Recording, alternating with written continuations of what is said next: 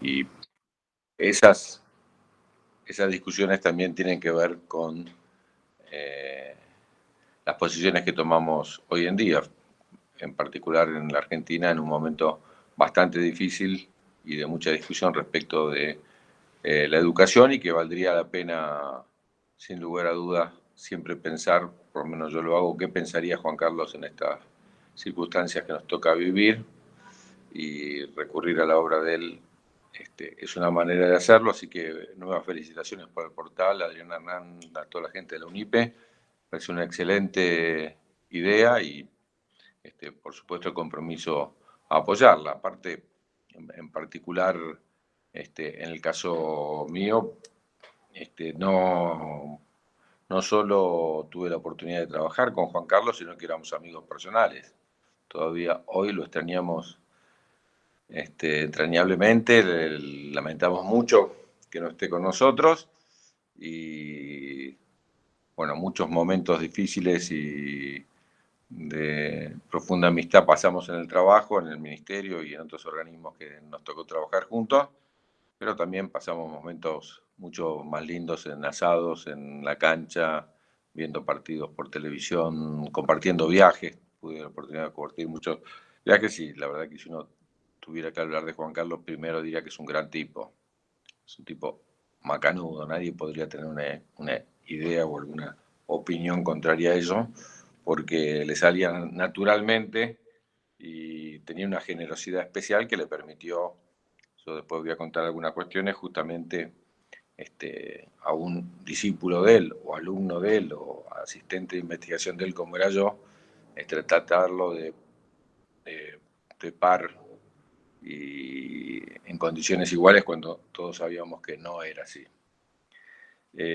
Yo voy a contar alguna cuestión de el trabajo con Juan Carlos y particularmente respecto de la ley, pero lo voy a tratar de hacer en la mayor brevedad para poder discutir esas ideas y si tienen sentido para aplicarlas acá. Yo en realidad conozco a Juan Carlos en la prehistoria, cuando casi todos ustedes o todas ustedes no habían nacido, allá por el año 82, calculo, en la salida de la dictadura y el comienzo de la democracia, cuando Cecilia Bralaski me convoca para trabajar en Flaxo, y tengo la posibilidad de ver justamente, compartir con ellos la última parte de la elaboración de lo que yo creo que es el libro que da inicio a la nueva sociología de la educación, o la nueva mirada respecto de la relación entre educación y sociedad, que después se constituyó como uno de los ámbitos privilegiados Flaxo para llevarla adelante. No sé si ustedes conocen esta etapa. Este es el libro original.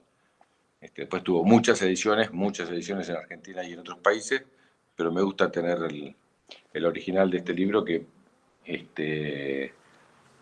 recuerdo en la presentación, todavía saliendo de la dictadura, parecía mentira que se hubiera podido hacer un trabajo de esas características.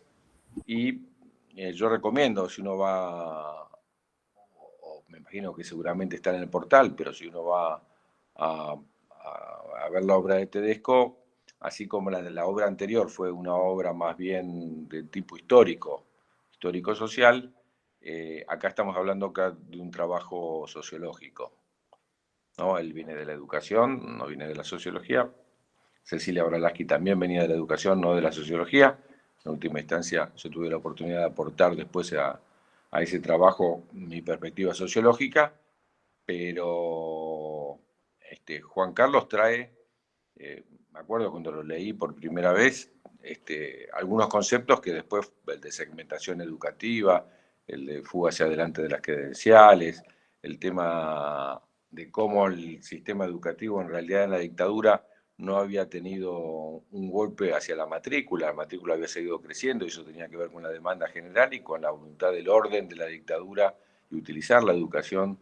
Esto quizás sobre el final podemos hablar algo de eso, pero utilizar la educación, tenía un sentido la educación para la dictadura, no es que desatendía la educación, la atendía, pero justamente para el disciplinamiento, para el orden, para permitir legitimación del terrorismo de Estado que se llevaba adelante. Juan Carlos trae al debate esos temas, pero justamente al mismo tiempo que se presenta el libro, Juan Carlos se va del país y invitado por la UNESCO, hace un periplo primero por América Latina en distintos organismos y luego va al IPE de UNESCO en Ginebra.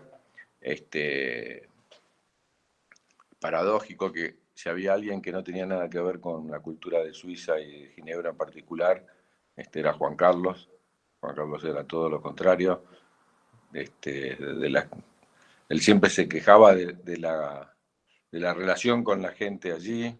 Nos dice, durante, no me acuerdo, pues supongamos 10 años, dice, jugué al tenis contra el mismo compañero de trabajo, nunca hablamos.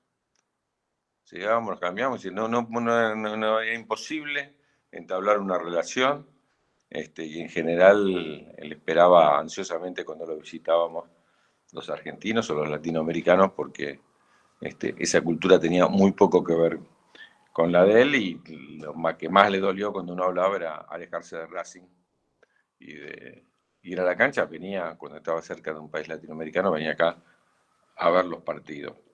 Juan Carlos, si uno tuviera que decir cuál es el tema central de su preocupación y su preocupación como director del IPE, en realidad es dar un debate en los organismos internacionales que tenían que estar más comprometidos. Él tenía frases que repetía respecto de los organismos internacionales, de cómo no decían nada. Entonces, en broma entre nosotros, da frases de 15 minutos sin decir una palabra sobre un sistema educativo, sobre el sistema político, y decía, lo que tenemos que aprender quienes dirigimos los organismos internacionales es a no decir nada, o ser tan genéricos que todo el mundo lo tome como que estoy hablando bien, aunque estoy diciendo barbaridades del sistema educativo. Y Juan Carlos era un tipo comprometido, se fue comprometido, fue por supuesto perseguido por la dictadura y comprometido con la política siempre, y esa mirada de los organismos internacionales, donde le tocó trabajar, pero desde mucho tiempo, pero cuando uno ve los textos, que seguramente ustedes ya los habrán puesto, son todos comprometidos, no es que es neutro. El que uno tiene que opinar, opina siempre a favor de la igualdad, opina siempre con una función social de la educación hacia democracias profundas, no solo formales, sino profundas en el sentido de que la democracia permita la construcción de sociedades más igualitarias y con justicia social. Justamente una discusión muy fuerte tuvimos con Juan Carlos cuando tuvimos que definir el tema de la ley de educación nacional, sobre cuál era el eje central, porque yo planteábamos siempre 4 ejes: el de la igualdad, el de la democracia, el de la identidad nacional y el de educar para el trabajo. Siempre discutimos entre nosotros que la ley tenía que tener esos 4 ejes y que tenía que atravesar toda la ley, pero en algún momento dijimos, bueno, pero ¿cuál es el más importante de los 4? Y la verdad que Juan Carlos incidió fuertemente en ese debate, y en realidad él propuso, y así lo concebimos, que sea para la justicia social, ¿no? Comiendo también este libro, ¿no? Cuando tuvimos que discutir el título de este libro, es Educar para la Justicia Social, y sobre eso, para una sociedad más justa, y que todos los otros ejes de la ley de educación, es decir, de la función social que le veíamos en la educación, tenían sentido si era para una sociedad más justa. No sé, productividad solo o mercado solo ya habíamos tenido en los 90, la idea de la democracia ya la habíamos tenido con Alfonsín en una educación para una función democrática, de la identidad la habíamos tenido en distintos periodos, pero fundamentalmente uno lo puede tomar, y Juan Carlos lo había analizado muy bien en el clásico libro sobre historia de la educación de principios del siglo XX, fines del XIX, principios del siglo XX. Decía, ¿cuál es el rasgo distintivo de este periodo que nos toca vivir a nosotros? Es que tiene sentido la democracia si contribuye a la justicia social y a una sociedad más justa. Tiene sentido el desarrollo y el crecimiento y el aporte de la educación a ellos si es para una sociedad más justa. Y tiene sentido también la idea de defender los valores nacionales para construir una nación que sea más igualitaria. Veníamos de los 90, que era una época donde es interesante, ahora estoy escribiendo justamente sobre los 90, así que lo tengo muy fresco. Cuando uno mira los datos, uno se olvida, pero en realidad la economía creció. Argentina creció al 3,3% del PBI en toda la década y tuvo años de crecimiento del 8%, que es un crecimiento fabuloso. Sin embargo, cuando uno mira los resultados sociales, duplicó la desocupación, aumentó enormemente la pobreza y la educación cambió su función tradicional de la integración para hacer una educación que al final tuvo que ir a correr y socorrer a los más débiles y generar un papel de integrar aquello que la economía estaba expulsando. Y realmente todo ese periodo, bueno, Juan Carlos no estuvo aquí, llegó sobre fines de los 90, si mal no recuerdo, hacia el IPE. Se abrió el IPE justamente con la conducción de Juan Carlos y la preocupación era cómo esas transformaciones educativas que se habían hecho en los 90 no habían logrado avanzar hacia la igualdad. Incluso la frase que utilizábamos era, bueno, hubo una tormenta, un vendaval, un huracán expulsivo, disgregador, que venía de la economía y la educación era una brisa tratando de enfrentar ese huracán y era casi imposible. Yo tomo varios datos perdón que me estoy yendo antes de la ley, aunque el tema central es la ley, pero hay dos elementos o tres elementos de Juan Carlos que plantea que para mí son centrales. Él plantea, y lo plantea en los 80 todavía, un tema que es imprescindible para el análisis de hoy de la educación. Él y Germán Rama son los primeros dos que empiezan a plantear, ¿no será? Pues nosotros veníamos de una educación al servicio del desarrollismo, es decir, crecía el mercado de trabajo a partir del 45 y incluso anteriormente, pues el proceso de sustitución de importaciones, la educación empieza a girar para mirar al mercado de trabajo y es una educación que crecientemente va a vincularse al modelo de desarrollo. Pero resulta que a partir de mediados de los 70 todos empezamos a observar, o ellos empezaron a observar, que el mercado de trabajo no crecía. Crecían los países, pero no crecía el mercado de trabajo porque incluso las nuevas tecnologías ahorraban mercado de trabajo. Aunque creciera la economía, lo que hacía era compensar lo que las nuevas tecnologías ahorraban. Y en el caso argentino, particularmente, los sectores de la economía informal, los que se incorporaban a las ciudades del sector rural, empezaban ya no a integrarse a la economía formal, sino a la economía informal, que Argentina casi no tenía. ¿No? Hoy tenemos el 50% de la economía informal, ese proceso empezó en aquel momento. Entonces hay un momento donde dice, ¿no será la hora de que la educación no mire más al trabajo? Y yo creo que es fundamental porque los 90 creo que profundizaron la segmentación de la educación porque se segmentó más el mercado de trabajo, una pequeña élite muy ilustrada y una gran mayoría que no se iba a incorporar, que desde la teoría del capital humano no tenía ningún sentido incorporarlos. Toda comparación con la realidad actual es ficción, no es de verdad. Digo, ¿para qué iban a educar a aquellos que no se iban a integrar? Si llegamos a tener nosotros el 22% de desocupación, si llegamos a tener el 60% de pobreza, ¿para qué educar a esa gente que no iba a tener lugar de trabajo? Entonces, bueno, si la educación solo mira eso, ¿no? Después yo en una frase lo puse, ajustar la educación al mercado de trabajo es practicar el ajuste en la educación, justamente, y sobre esa primera idea de desajustar la educación del mercado de trabajo y que tenía una demanda propia y una expansión propia, y entonces empezar a valorar más el papel de la educación respecto de la construcción de ciudadanía, al mismo tiempo que las competencias que servían para el trabajo empezaban a ser cada vez más similares a las que se necesitaban para ejercer la ciudadanía, ese es también, me parece, uno de los aportes centrales de Juan Carlos y es una de las ideas que hemos tomado de él que me parece que marcan un antes y un después. Otra idea que después vamos a analizar más en detalle tiene que ver sin lugar a dudas con la idea de que él trabaja también con otros teóricos latinoamericanos respecto de las políticas de Estado de mediano y largo alcance y la necesidad de la concertación educativa. Esto de la concertación educativa, desde el punto de vista teórico, desde el punto de vista político parece un ABC, digamos, ¿cómo no vamos a concertar políticas educativas? Desde el punto de vista teórico es una discusión, si el único que tiene un papel activo en la educación es el Estado o todos los actores que conforman después la realidad educativa que se ve en el aula juegan un papel también.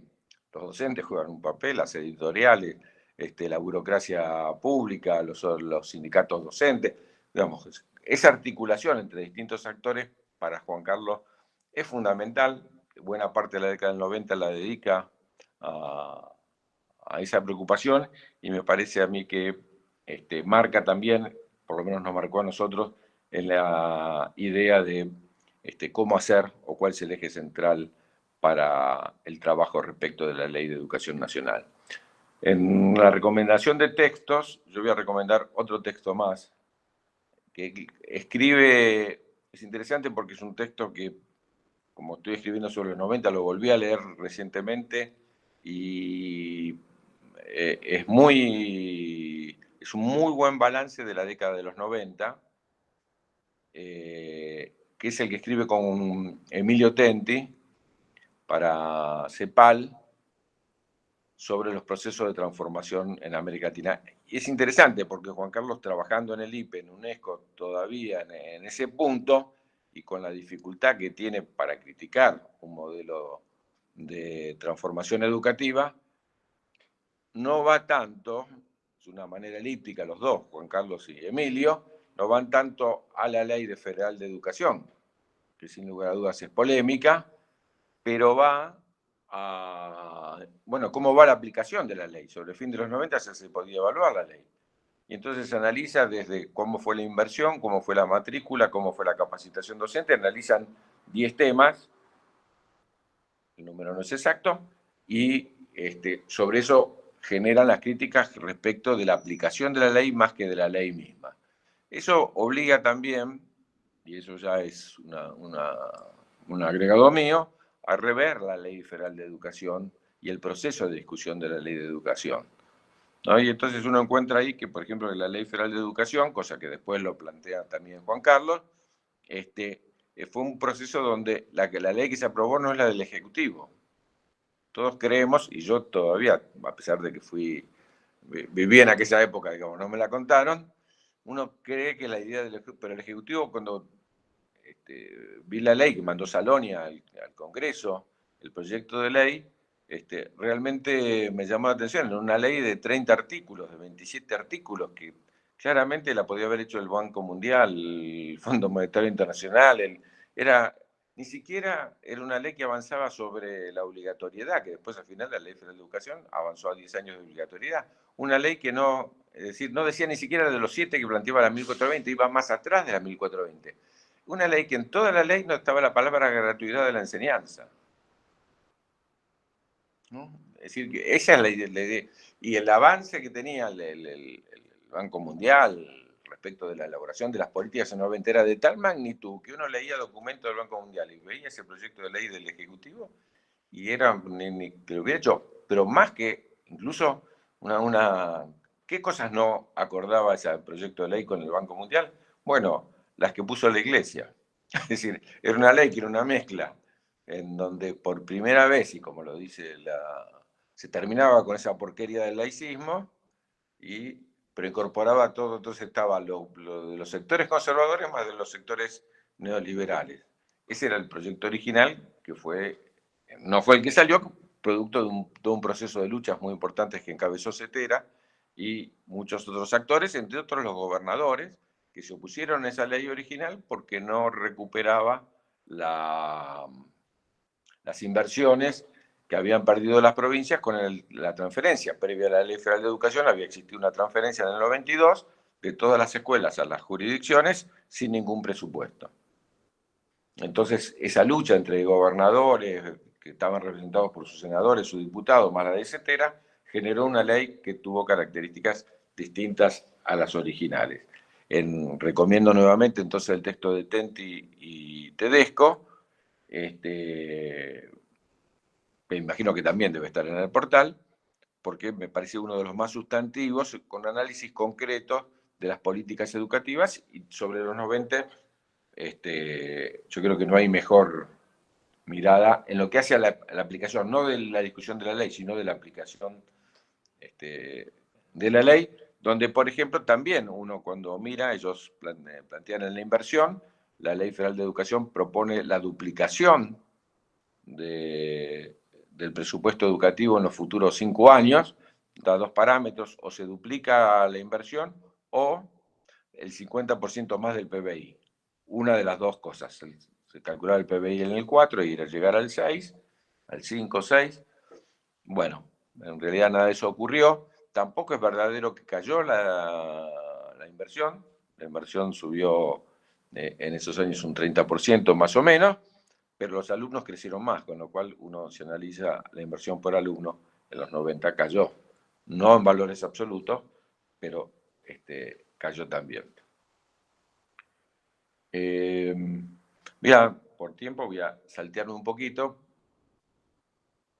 con una pequeña anécdota personal, que Juan Carlos estaba en la conducción del IPE, habíamos hecho un grupo de académicos, que varios que todos ustedes conocen, o yo lo había pedido formar informalmente, en el momento que una persona que yo no conocía, que se llamaba Néstor Kirchner, me pidió ser ministro de Educación. Yo no lo conocía, nunca había hablado con él, a tal punto que era en la oficina de Juan Carlos, que estábamos 4 o 5 escuchando la radio el día que iba a anunciar los ministros, y yo digo, vamos a ver ahora si la persona con la que hablé por teléfono y me ofreció el cargo era Kirchner o no, porque no tenía forma de saber si efectivamente era así. Cuando anunció, Juan Carlos ahí, por supuesto, ofreció ayudar. Un par de años después, ocurrió que cambió el gobierno de la ciudad. Alberto Silioni, que era el viceministro de Educación, pasó a la ciudad y hablando con los colegas, digo, si alguien me dice a quién quieres que juegue en tu equipo, es Messi. Así que voy a tener la falta de respeto de decirle a Messi si quiere integrar el equipo que me tocaba conducir a mí. Entonces lo fui a ver a Juan Carlos. Él nunca había tenido un cargo político, tenía todo el prestigio del mundo como académico, así que un cargo político era arriesgar su prestigio sin lugar a duda, y lo fui a ver, y habla de lo generoso de Juan Carlos, que le dije, mira, Juan, en cualquier país normal vos me tendrías que ofrecer un cargo a mí, si quisieras. En este país que es muy anormal, te estoy yo ofreciendo ser viceministro de Educación. Yo pensando con sinceridad entre nosotros que me iba a decir que no, pero bueno, yo ya iba a buscar un viceministro teniendo la conciencia tranquila de que el mejor para ese cargo no estaba porque no quería él. Pero contrariamente a lo que me imaginé, incluso con un amigo común, Ignacio Arnaiz, tuvimos la conversación, Juan Carlos dijo que sí y se comprometió en lo que después fueron, bueno, parte de los últimos años de su trabajo profesional en la transformación concreta, ¿no? O en opinar sobre la transformación, sino en aportar a la transformación. Y coincidió porque todavía no estaba decidido en el momento que entra Juan Carlos, con abrir el debate para la ley. Lo digo con total sinceridad, sin Juan Carlos, como podríamos decir, coordinador, jefe del debate de la ley, no hubiera salido esa ley. No sé si hubiéramos tenido una ley, no sé si yo me hubiera animado a poner en discusión una ley.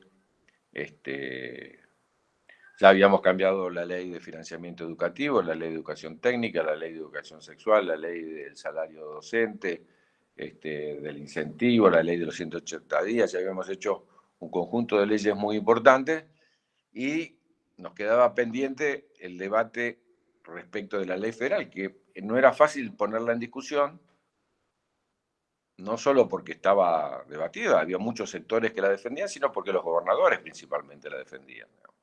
todos los gobernadores habían hecho un esfuerzo enorme para cambiar el sistema educativo de primaria a secundaria, EGB1, EGB2, EGB3 y polimodal, y ahora veníamos nosotros a decirle en un cambio de que no, mira, ahora volvemos, ¿no? Porque después la ley tiene muchos cambios, pero el que se ve es ese, se ve la estructura, como el que se vio de la otra ley fue el cambio de la estructura.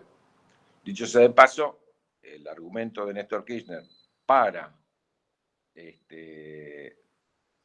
designar como ministro a una persona que no conocía, ¿sí? Fuiste el único que no aplicó la ley federal. La ciudad de Buenos Aires fue la única jurisdicción del país con Neuquén. Neuquén en realidad había votado una ley, aprobar la ley federal, la legislatura la había votado, pero después la lucha docente impidió que se aplicara esa nueva. Nosotros teníamos primaria y secundaria en la ciudad, mantuvimos las escuelas técnicas, Néstor la había mantenido también allí en el sur, así que nosotros lanzamos ese debate con todo el riesgo que significaba. ¿Por qué? La Ley Federal de Educación había sido aprobada por una mayoría coyuntural, las fuerzas de la oposición no habían participado, los sindicatos no habían participado, y tenía un problema, no de legalidad, porque hubo una mayoría parlamentaria, y tenía un problema de legitimidad. ¿Cuál era la legitimidad de la ley federal? La legitimidad de la ley federal era el Congreso Pedagógico Nacional. Es decir, iban a buscar la legitimidad al gobierno anterior de Alfonsín, que había dado un debate sobre una ley de educación nacional y que, como todos sabemos, en sus conclusiones tuvo una influencia notable de sectores conservadores y de sectores nacionalistas, de sectores de la Iglesia, y eso era como el sustento para decir que había habido debate. Pero en realidad después la discusión se dio, hubo discusión, mucha discusión. Incluso uno podría decir que la ley federal no es constitucional, porque fue la única ley que el proyecto original, la media sanción la dio el Senado, fue a diputados la corrigió y volvió al Senado. El Senado tiene dos alternativas, la estamos viendo ahora con las leyes de ahora, o la modifica o aprueba la original.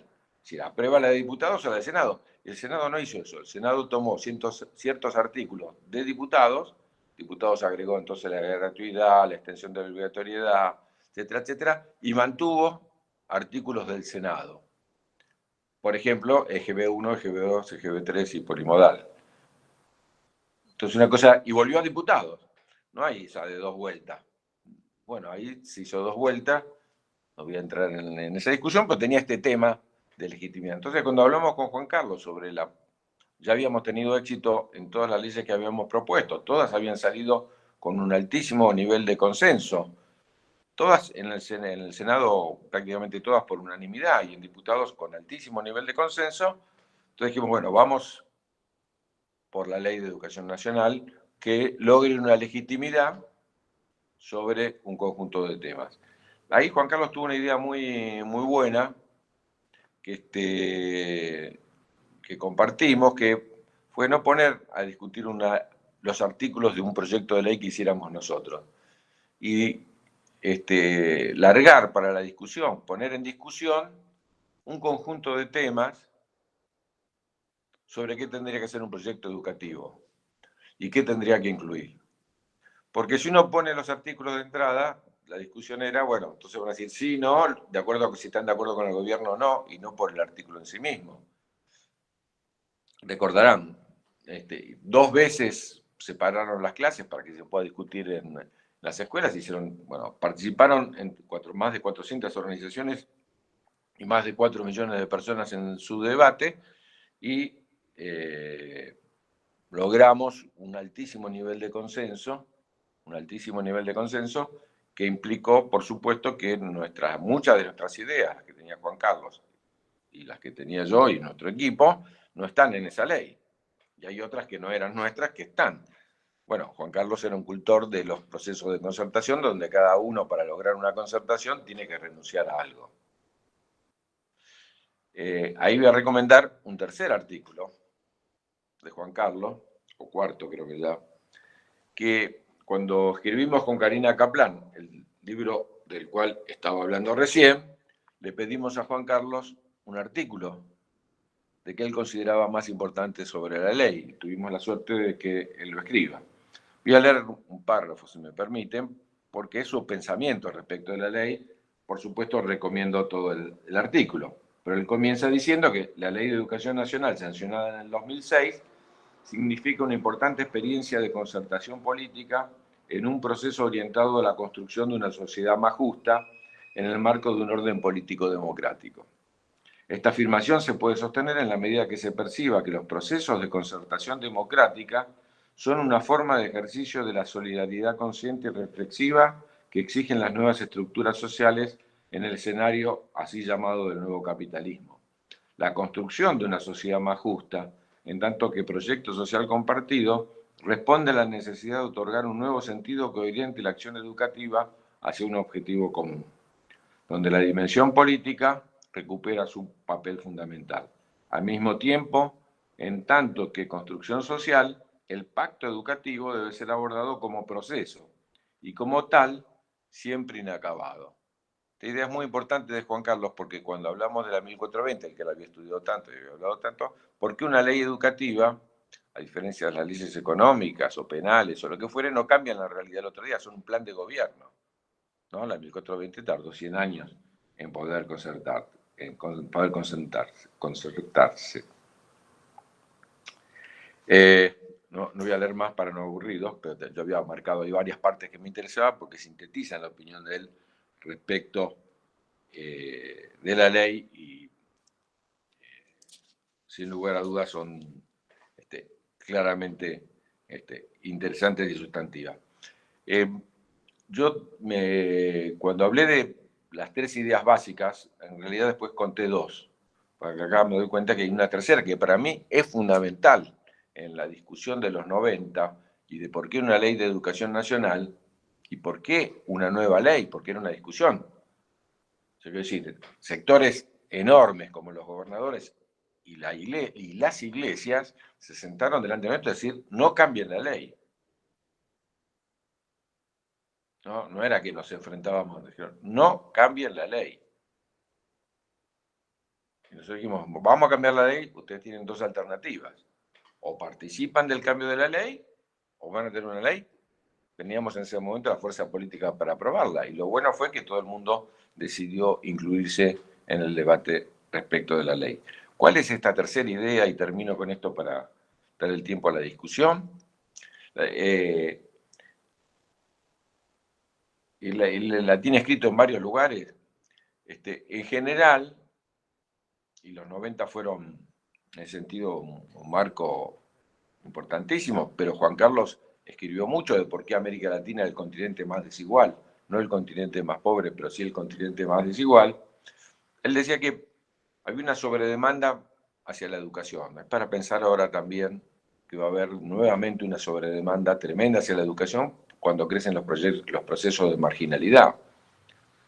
Entonces decía, nos piden a nosotros de por qué la educación no aporta al proceso de democratización, no logra igualar las posibilidades de todos los chicos. Y nos echan la culpa a nosotros, al sistema educativo, de que los chicos no son iguales. Y él entonces hace la pregunta que no sé si no fue también título de un libro, ¿cuánta igualdad económica es necesaria para que la educación democratice? E invierte la carga. No es la escuela la que desiguala, no es la escuela la que discrimina, no es la escuela la que, no voy a entrar en la cuestión teórica de los reproductivistas, se reproduce un sistema desigual, sino que es necesario un mínimo de igualdad económica, él también lo plantea en este artículo, hace falta un mínimo de igualdad económica para que la escuela cumpla con una función igualitaria. Con la desigualdad que entran los chicos a la escuela y cómo golpea esa desigualdad a los propios docentes. En aquel momento discutíamos mucho con Carlos un libro de Forrester donde ella decía más o menos los docentes son aquellos que les prometen a los chicos un futuro que no existe. Y son aquellos que son aquellos que siendo cada vez más excluidos del sistema los docentes, le prometen inclusión a los que se están excluyendo. Entonces, esta cuestión, y por eso Juan Carlos se compromete con el proceso político, por eso ingresa como viceministro y después va a ser el ministro de Educación, que me suceda cuando salgo para el Senado y cuando realmente me dan la posibilidad de elegir quién va a ser el sucesor en aquel momento. Juan Carlos toma esa idea con mucha fuerza y la verdad hay que decirlo, Juan Carlos plantea que habiendo cambiado toda la legislación, todo el plexo normativo estaba cambiado, nos quedaba solamente la Ley de Educación Superior, que por algunas razones coyunturales la teníamos, pero no la pudimos llevar al debate parlamentario. La tarea que Juan Carlos se plantea es, bueno, ahora apliquemos la ley. ¿Sí? No tuvo el tiempo necesario como para poder tomar uno por uno los temas, pero planteaba centralmente una de las cuestiones fundamentales que tenía que ver con la jerarquización docente, que para Juan Carlos era uno de los ejes centrales, y con la mejora de la calidad de los procesos pedagógicos en las aulas. Realmente no, él luego, cuando deja el ministerio, se crea una Secretaría Especial de Planeamiento donde él tiene otro documento que me imagino que ustedes tienen y que es un documento central para el pensamiento de Juan Carlos, que es la planificación de cómo cumplir la ley. Fíjense ustedes, nosotros cumplimos con la ley de financiamiento, cumplimos con un montón de leyes, la ley de educación técnica, y la verdad es que la ley de educación nacional, salvo en lo que hace algunos aspectos de la estructura, no se está cumpliendo. Y cuando digo es una cuestión autocrítica también, ¿no? Que no se está cumpliendo muchos de los objetivos que se plantea la educación nacional, a pesar que ya tiene, dentro de poco va a tener 20 años. Esta idea de Juan Carlos de que si nosotros no tenemos las mejores propuestas, las propuestas las van a poner otros, ¿sí? Después si quieren podemos volver al pensamiento de Juan Carlos respecto a la ley nacional, pero realmente Juan Carlos, en los temas que eran muy debatibles, en los temas que eran muy polémicos, en los temas que cada artículo era una discusión, ¿no? No dice educación especial. Pero bueno, imagínense cada uno de los artículos de educación especial con el mundo de la educación especial había que concertar. Educación rural, educación de adultos, educación artística. Si tenía que estar la educación física o no, porque la educación física no estuvo en el mismo nivel como la educación artística. ¿Qué hacer con cómo unificar un sistema educativo que tenía en ese momento, en el momento en que nosotros asumimos 34 sistemas educativos en la Argentina? 34 sistemas educativos diferentes al mismo tiempo.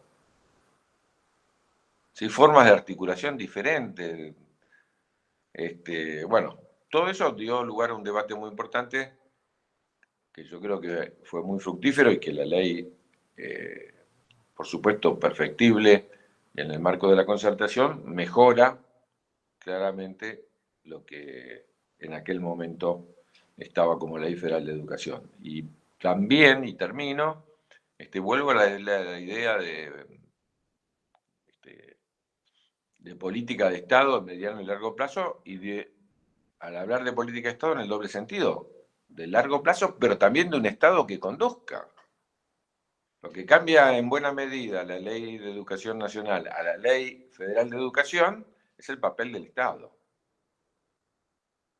En la parte del sustento, de la base de la ley, son dos leyes que muchas cosas no difieren, pero lo que cambia, entre otras cosas, es el papel del Estado. Bueno, hoy tenemos un gobierno que dice que el Estado no tiene que invertir en educación. Ahí con Adrián hemos participado de un libro que se llama Afuera. No lo traje para hacer publicidad del libro acá.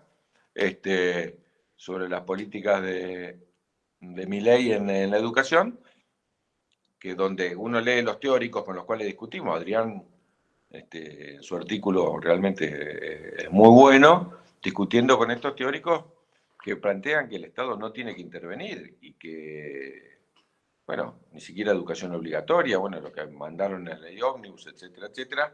La verdad que para enfrentar todas estas ideas sentimos la falta de Juan Carlos, aunque por suerte tenemos la obra de él que nos permite, en portales como el que ustedes están poniendo a disposición, tomar contacto con ella y tener argumentos para discutir cuál tiene que ser la función social de la educación en un país que necesita no solo crecer, sino ser mucho más justo. Bueno, me extralimité un poco con el tiempo, pero abrimos para, si hay preguntas, dudas, debate. Daniel, muchas gracias, clarísimo. Sí, ahí, bueno, los invitamos también a Hernán, si hay alguna duda, consulta, comentario, por favor, levanten la mano y directamente tomen la palabra.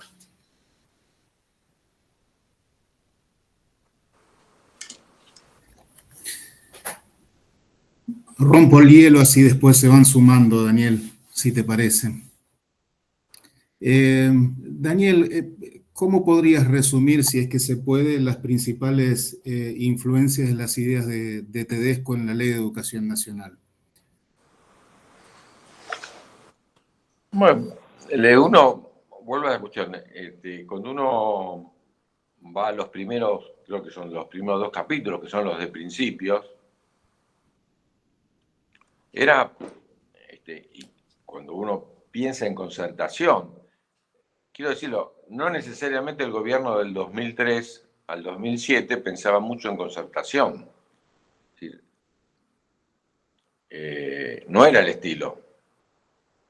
¿Sí? El estilo de Néstor era un estilo, hay que hacer transformaciones, hay que hacer cambios. Voy a poner como ejemplo la política de derechos humanos. Esto se hace así. Bajo el cuadro, derogamos la ley de obediencia debida y punto final. ¿Sí? Derogo los indultos. Digo, para hablar de una política, pero en la política económica es exactamente lo mismo. Bueno, cuando hay que tomar medidas y nacionalizar algo, de AISA, Correo, bueno, las medidas que son, bueno, voy a pagarle al Fondo Monetario Internacional, lo hago. No hay otra ley que haya tenido este proceso durante el 2003-2007, que los procesos de crisis lo que necesitan con urgencia es salir de la crisis, tener líderes que no estén consultando, que hagan. Por eso nosotros cuando ponemos en discusión, fíjate que cualquier proceso natural debiera ser al revés. Primero hago la ley de educación nacional, después hago una ley de financiamiento para financiar esos cambios. Y ¿cómo es primero una ley de educación técnica y después una ley de educación nacional? O primero una ley de educación sexual. Digamos, tendría que haber sido una ley de educación nacional y después quizás alguna ley más, pero ese era el eje central. Así que, si vos me decís, en esos 2 primeros capítulos de la ley, hay que discutir los objetivos de la educación, sin lugar a dudas, Juan Carlos juega un papel decisivo. Ahí está la idea de él respecto del Estado y la educación. Estamos hablando de, aparte, por supuesto, un equipo mucho más grande, con compañeros muy capaces en la discusión. Pero quiero decir que Juan Carlos es, sin lugar a dudas, en buena medida el padre de los conceptos más importantes que están ahí. ¿Cuál es el otro sector donde Juan Carlos tiene una importancia sustantiva cuando hablamos de los docentes y de la calidad de la educación? Sí, hay cuestiones respecto de la carrera docente que no se aplican. Te voy a dar una que la discutimos mucho con Juan Carlos, que tener una doble carrera docente, una de gestión y una de aula. Eso está en la ley, acordado con los sindicatos, que tenían muchísima resistencia.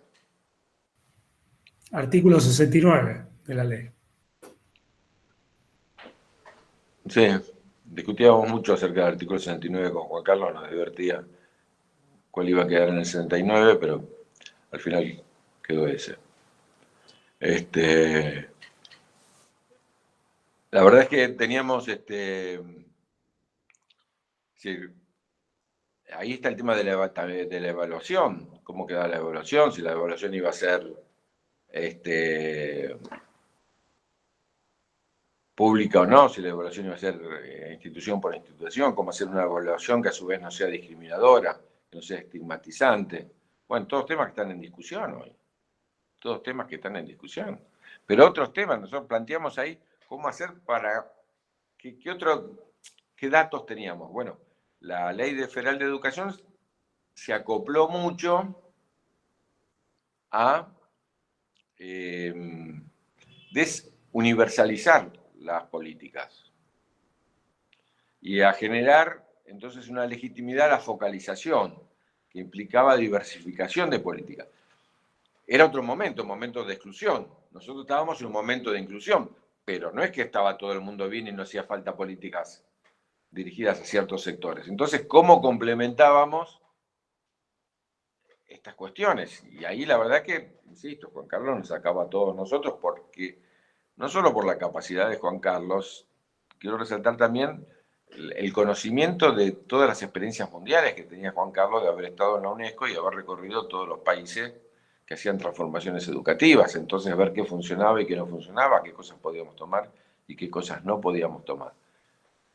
¿Sí? Pero, insisto, incluso por la lectura que hice recién del artículo ese, ¿por qué la función política de la educación respecto de la concertación y por qué ese vínculo especial entre el modelo educativo y modelo político? Sí, que la democracia no podía ser de otra forma que no sea, que aunque vos tengas mayoría, teníamos mayoría en el Congreso, ¿para qué necesitábamos concertar? ¿Sí? Pero la idea del proceso, que fue todo un año, que se tuvo que postergar, porque era más profundo de lo que imaginábamos, y también la cantidad de actores que pudieron participar. Yo estoy diciendo toda la parte, todo lo que pudimos incorporar, pero ¿y todo lo que dejamos afuera? No voy a entrar en una discusión, pero tuve una discusión con alguien bastante conocido que me dijo, dejaron a Dios afuera de la ley. Sí, yo dije, Dios está en todos lados, ¿cómo no va a estar en la ley también?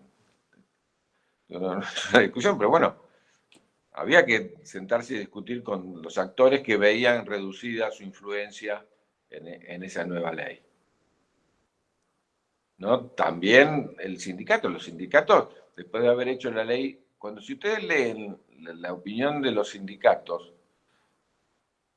en general, después de la Ley Federal de Educación, no hay una opinión crítica. Digo porque estoy leyendo estos días.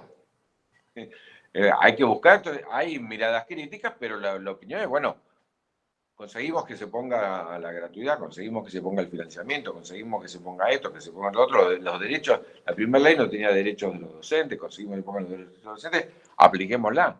Empieza la crítica cuando no se complica la ley, las cosas de la ley, salvo lo de la desarticulación del sistema educativo a través de que cada provincia se le permite aplicar la ley como quiera, que tiene que ver con el Estado. No sé si está claro. Que cada provincia pueda aplicar es que dice que, por ejemplo, las resoluciones del Consejo Federal no son obligatorias. Y nosotros pusimos que tienen que ser obligatorias cuando hay un acuerdo general, no puede haber distintos sistemas en un mismo país. ¿No? Vos tenés muchos países del mundo donde tenés lenguas distintas, los cantones suizos o los estados alemanes, o España, en uno enseñan en vasco, en otro en catalán. Lo que no cambia es el sistema educativo. Nosotros al revés, enseñábamos teóricamente lo mismo, no había cuestiones regionales, y lo que teníamos diverso era el sistema educativo. Era famoso el caso de que en Río Negro, Neuquén y Chubut, creo que tenías ahí una parte donde vos tenías en 5 kilómetros cuadrados 3 sistemas totalmente distintos. Bueno, vos cruzabas la General Paz y tenías que dar equivalencia prácticamente. Sí, otra cosa que queda muy claro también con lo que decías, Daniel, sobre el papel del Estado, ¿no? En la ley queda muy clara la relación que tiene que tener el Estado con la sociedad civil o el Estado y las organizaciones sociales. que es un tema que vos venías trabajando también en los 90, ¿no? Uno podía resumir, el Estado es el que dirige, es el que coordina, es el que tiene el control de los procesos de desarrollo económico y social, y la sociedad civil acompaña, digamos, ese proceso, ¿no? Sí, aparte son temas de mucha actualidad. Si vos mirás, yo les recomiendo mucho leer la ley Ómnibus original, porque ahí están las intenciones. Entonces ese capítulo quedó afuera, y yo creo que Sturzenegger va a volver ahora con ese capítulo, ¿no? Porque ese capítulo lo escribió alguien que no era de la educación, lo escribió seguramente la gente que le dieron a Sturzenegger, o sea, la regulación del Estado. No me cabe ninguna duda. Y ahora que volvió, dijo Sturzenegger, salud y educación es lo primero que me voy a ocupar. Bueno, y vamos a tener una nueva embestida porque esa quedó frenada. Pero simplemente, digo, para tener una idea, que me imagino que Juan Carlos, si la escucha, se muere. Los pibes a partir de los 9 años podían estudiar en sus casas. ¿No? Decía, a partir del segundo ciclo, pues ¿quién encontró un artículo que decía que para poder hacer educación a distancia tenía que tener 18 años? Les voy a contar otra cosa. Cuando yo fui senador, los cooperadores vinieron a verme para hacer una ley del cooperador. Y yo les expliqué que no tenía ningún sentido hacer una ley del cooperador nacional, porque no hay escuelas nacionales. Entonces, que iba a hacer una ley que podía salir sin lugar a duda, pero que no tenía aplicación, lugar de aplicación, así que era una ley inútil. Y me dijeron igual, queremos una ley inútil porque después las provincias pueden adherir a esa ley y empieza a ser, y así fue, puede ser una referencia para sacar leyes de cooperación en cada provincia, de cooperadores en cada provincia. Y lo hicimos. En el proyecto de ley Ómnibus, alguien encontró que esa ley, que no se aplica, es decir, que nadie podía quejarse, porque yo me quejo porque esa ley porque no se aplica a ningún lado y no perjudica a nadie ni favorece a nadie, digamos. Salió por unanimidad quién va a estar en contra de las cooperadoras escolares. Pero la ley decía que las cooperadoras podían aceptar donaciones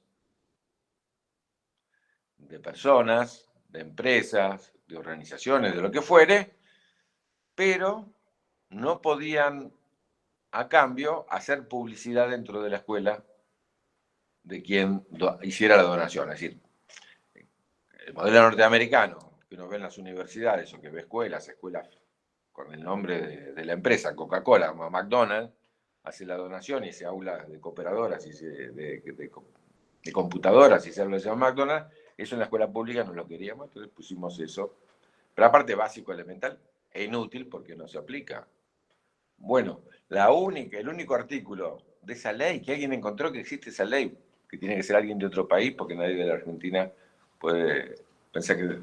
¿Y qué es lo que saca de esa ley? Que se puede hacer publicidad ahora en las escuelas públicas. Publicidad privada en las escuelas públicas. Es decir, vamos a estar en un debate donde estas ideas de Juan Carlos y de por qué...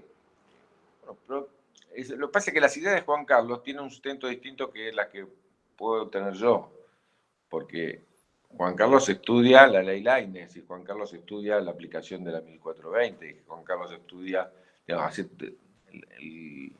cuánto incide el Estado Nacional, cuánto los estados provinciales. Él tiene un conocimiento mucho más amplio que el nuestro. Y después hay que discutir, bueno, por ejemplo, la nueva ley, la ley de educación nacional, sigue diciendo que la familia es el primer educador. Lo hubiéramos puesto nosotros, o Juan Carlos lo hubiera puesto si no era parte de una conversación y una concertación. Bueno, probablemente no. Sin embargo, si llamás a esa concertación, tenés que poner cosas con las cuales naturalmente... Ahora, ¿cuánto perjudica pensar que la familia es el primer educador? A la educación, nada. ¿No? Pero bueno, cada cosa en qué podía ser en contra, porque después una ley la pone un gobierno, pues la aplica otro, hay que tenerlo muy en cuenta, y Juan Carlos en eso tenía una mirada de mediano y largo plazo interesantísima.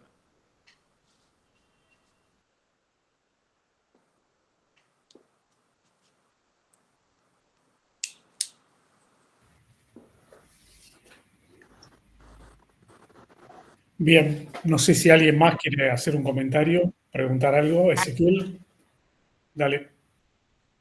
Buenas tardes, muchas gracias por el espacio.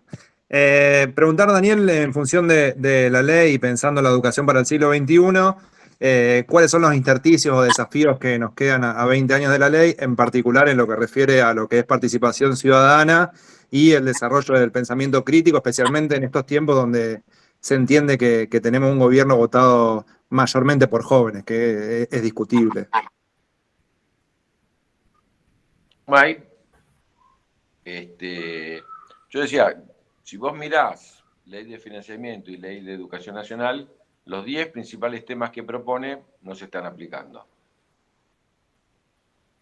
No, muchos de esos 10 temas sería escuela jornada completa, no tenemos. Profesor tiempo completo en la escuela secundaria y terminar con el profesor taxi, no tenés. La duplicación de la carrera docente, no la tenés.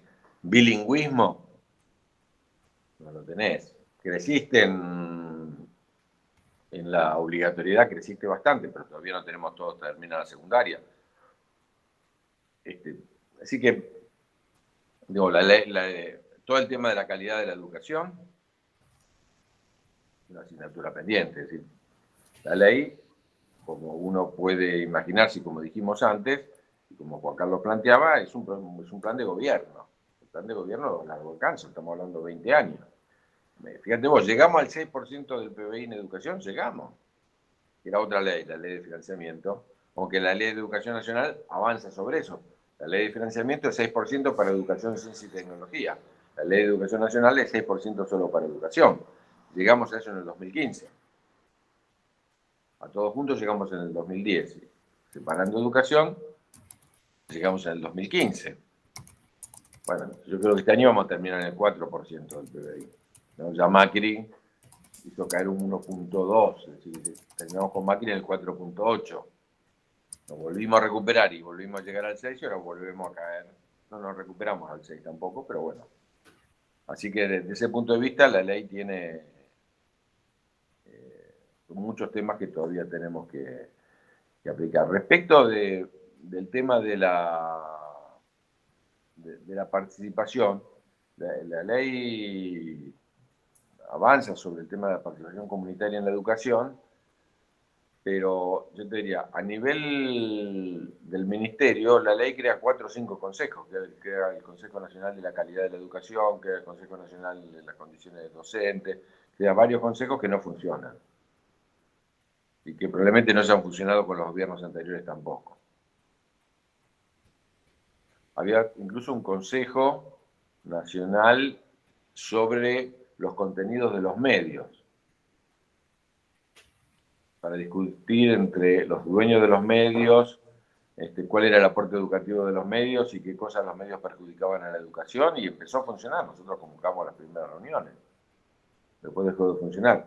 Así que a nivel general había previsto una participación de varios consejos que en realidad de hecho no están funcionando. Todos ellos tenían participación de los sindicatos docentes, por supuesto. Y a nivel de las escuelas, está en la Ley de Educación Nacional el tema de la participación de la comunidad, pero no podés ir medio paso más de ahí porque es provincial. Es decir, la Constitución le permite al Congreso Nacional tener una ley marco de educación, pero la educación es de las provincias por la Constitución del 53 todavía. Entonces, aunque está prescripto la participación de padres, docentes, estudiantes, cuando pudiera ser, y de la comunidad en el gobierno de las escuelas, eso después depende de cada una de las provincias. ¿Se acuerdan que en algún momento, incluso todavía con la ley federal, la provincia de Buenos Aires había avanzado con los consejos de escuela? Y que era todo un lío si se aplicaba o no se aplicaba, y se inventaba de que sí, cuántos consejos de escuela hay. En realidad no participaba nadie, bueno. Pero bueno, es todo un tema importante de doble filo, ¿no? este gobierno va a querer tirarle las escuelas por la cabeza a la comunidad. Bueno, háganse cargo.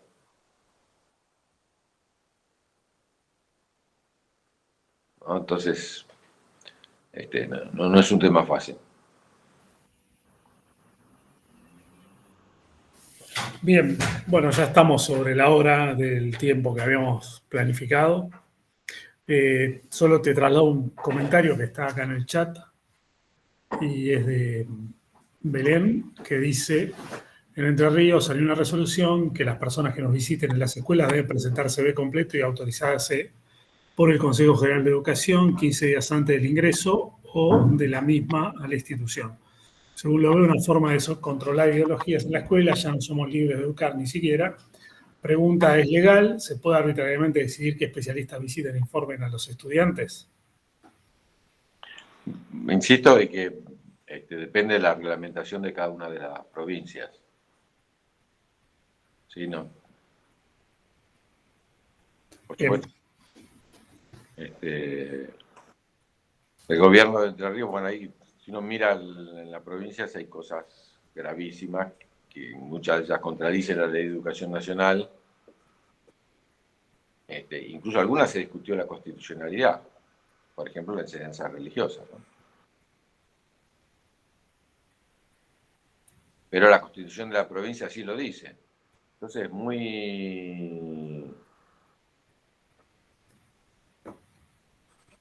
difícil. Ahí vi que alguien ponía que informarse de muchas escuelas de jornada extendida. Sí. Sí, pero en todo el país es una mínima cantidad. El único lugar que tiene el 50% de jornada extendida es la ciudad de Buenos Aires. Después casi ninguna provincia pasa el 10% de las escuelas.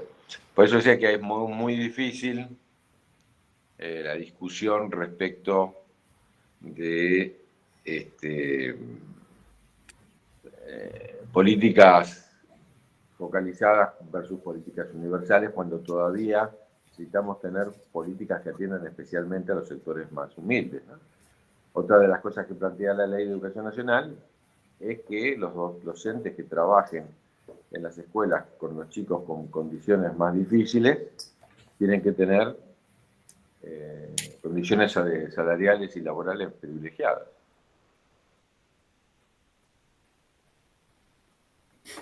¿No? Bueno, pero es todo un tema de cómo lo hacemos con los... necesita la adecuación de los estatutos del docente, que no son nacionales, son locales, con lo cual hay que discutirlo. Por supuesto, hay provincias que han hecho avances importantísimos y provincias que están como empezamos.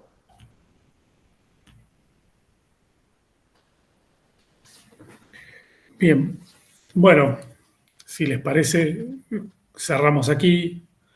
Daniel, muchas gracias por el tiempo, por la dedicación. Hernán, también gracias por estar y bueno, los esperamos. Hernán, vos tenés el programa, esto sigue, ¿no? En esta edición no, sigue Bien, esta es en la la última. próxima edición de la Semana Unipia. Muy bien. Adrián, Sí. solo para el portal, Daniel, el texto que te referías de Juan Carlos Tedesco y de Emilio Tenti Fanfani es el de la reforma educativa en la Argentina, semejanzas Exactamente. y particulares. Sí, ahí está disponible en el portal. Es de 2001, ¿no? Sí, exactamente. Por eso es el balance, incluso con datos duros, de toda la década del 90. Muy buen trabajo. Bien. Gracias, Daniel. Bueno, Daniel, muchas gracias otra vez. Gracias a todos por estar. También le voy a recomendar, ya que estamos, Dale. otro libro de Juan Carlos, es una Sí. compilación, que imagino que también debe estar, pero en el título refleja la urgencia de largo plazo, digamos, cuáles eran las obsesiones de Juan Carlos, de política de Estado, de concertación, y que ningún cambio educativo se ve al otro día, y que no hay cambios mágicos, y que son procesos, y como tales tienen que incorporar a los docentes como los actores principales. Era la obsesión de Juan Carlos, ¿no? Uh-huh. Gracias. Hasta la próxima, gracias. Hasta la próxima, que sigan bien. Gracias Nos vemos. a todos. Adiós. Chao.